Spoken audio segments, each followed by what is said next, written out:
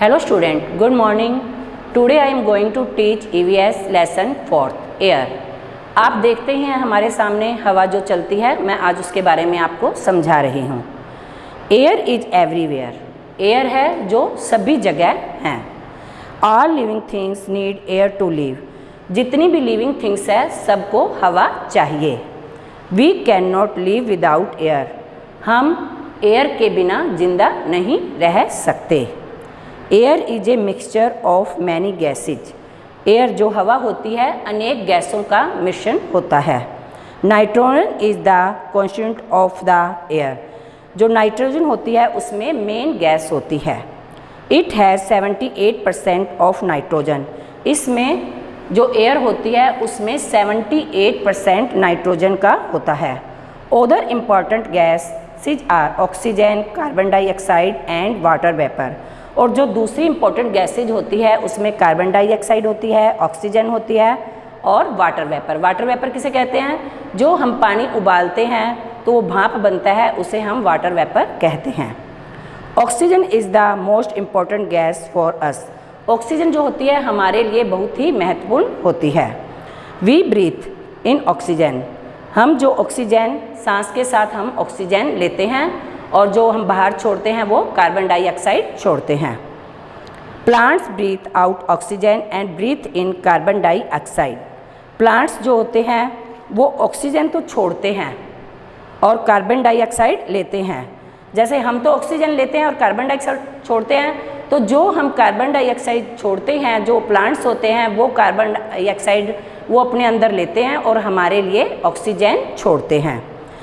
Therefore, we need to plant more and more green trees around to get fresh air. इसलिए हमें ज़्यादा से ज़्यादा पौधे और पेड़ लगाने चाहिए जिससे हमें ऑक्सीजन मिल सके। Air also help in burning, air जो होती है वो जलने में भी हेल्प करती है। We can not burn things without air, हम कोई चीज़ जलाते हैं तो बिना एयर के नहीं जला सकते, क्योंकि हमें जो भी चीज़ जलानी होगी उसमें हमें एयर की आवश्यकता होगी। जैसे एक मैं एक्टिविटी समझा रही हूँ आपको। Light a candle over it with a glass, जैसे अपने एक कैंडल मोमबत्ती जलाई और उसको अपनों ने गिलास से कवर कर दिया। After few minute it will stop burning, कुछ समय बाद या कुछ मिनट बाद ही वह जलना बंद हो जाएगी, क्योंकि उसको एयर मिलना बंद हो जाएगी। जब तक उसको एयर मिलेगी तब तक तो वो जलेगी कैंडल, और जब एयर मिलना बंद हो जाएगी तो वो कैंडल है वो बुझ जाएगी। This so that the air is required to burn things, इससे आप समझ सकते हैं या देख सकते हैं कि जलाने के कोई भी चीज़ जलाने के लिए हमें एयर की आवश्यकता होती है। एयर मूव्स, एयर जो है चलती है, मूव्स मीन्स चलना। The horizontal movement of air is called wind, horizontal means आड़ी हवा। जब आड़ी हवा चलती है, आड़ी मीन्स ऐसे करके जो चलती है आड़ी हवा, तो जो उसको विंड कहते हैं। जो आड़ी हवा चलती है उसे हम विंड कहते हैं। Breeze is the cold air moving around, जो हमारे चारों तरफ ठंडी हवा, जैसे आज भी हमारे चारों तरफ जो ठंडी हवा चल रही है उसे हम ब्रीज कहते हैं।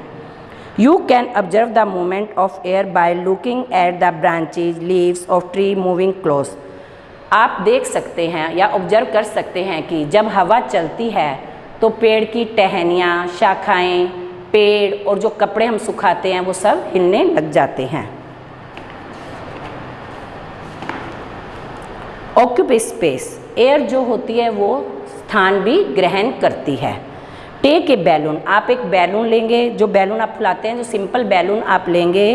Blow it feel it become bigger and bigger, जब आप उसे हवा भरेंगे, फुलाएंगे अपने मुंह से, तो वो धीरे धीरे बड़ा से बड़ा बड़ा बड़ा होता जाएगा। वट डू यू ऑब्जर्व, आप देखेंगे the air is filled up the space inside the balloon, जैसे जैसे आपने एयर को बुलाया वो बड़ा हो गया तो वो स्थान घेरती है, क्योंकि जब वो बड़ा, पहले बैलून आपका छोटा सा था, आपने उसको फुलाया वो बड़ा हो गया, तो इसका मतलब है जो एयर है वो स्थान भी घेरती है। Air has weight too, air जो होती है उसमें वेट, वेट मीन्स भार भी होता है। Inflate 2 football of same size, आप 2 फुटबॉल लेंगे, सेम साइज के 2 फुटबॉल लेंगे। Put them on A winging scale, उसे आप तोलने वाली मशीन के ऊपर रख देंगे। Notice that the scale is balance, आप नोटिस करेंगे जैसे आपने दोनों बॉल दोनों साइड रख दिए बाहर की मशीन पे, तो दोनों सेम ऊपर हो जाएगी, बैलेंस में हो जाएगी। Now kick one of the ball. अब आप एक फुटबॉल को किक मारेंगे तो उसमें से क्या है, थोड़ी हवा निकल जाएगी। फिर आप दोनों बॉलों को ऊपर रखेंगे तो बैलेंस नहीं बनेगा। Observe the scale now. फिर आप ऑब्जर्व करेंगे स्केल को। See that the scale is tiled towards the football is still down. तो वो ऊपर नीचे हो जाएगा। This is because the balloon with air is heavier. और ऐसे ही आप बैलून में हवा भरते हैं तो वो हैवी होता है। It prove that air has weight. ये प्रूव करता है कि एयर में वेट होता है। We need fresh air. हमें फ्रेश एयर चाहिए। When air become unhealthy and unfit for us to breathe we call it polluted air.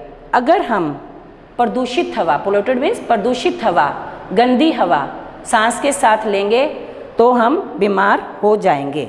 Some of things which cause air pollution air. कुछ चीज़ें होती है जो एयर को, हवा को प्रदूषित करती है। Burning of chemicals substance and papers.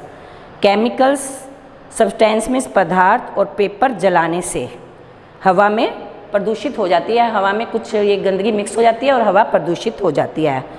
Smoke intended by vehicles factories and chimney in homes. Vehicle में से, स्मोक मीन्स धुआं, जो व्हीकल में से जो अपने चलाते हैं, मोटरसाइकिल, गाड़ियाँ, कार, बसें जो अपने चलती हैं, उनमें से जो धुआं निकलता है। फैक्ट्रियों में से भी जो धुआं निकलता है। अपने घर में चिमनी होती है, उसमें से भी जो धुआं निकलता है वो हवा को प्रदूषित कर देता है। Breathing such air as cause lung disease. तो ये जब हम सांस लेते हैं तो कई बार हमें लंग की बीमारी, डिजीज मीन्स बीमारी, जो लंग की बीमारी हो जाती है। We should use vehicles that give out little or no smoke at all. इसलिए हमें बिना धुएं वाले व्हीकल यूज करने चाहिए।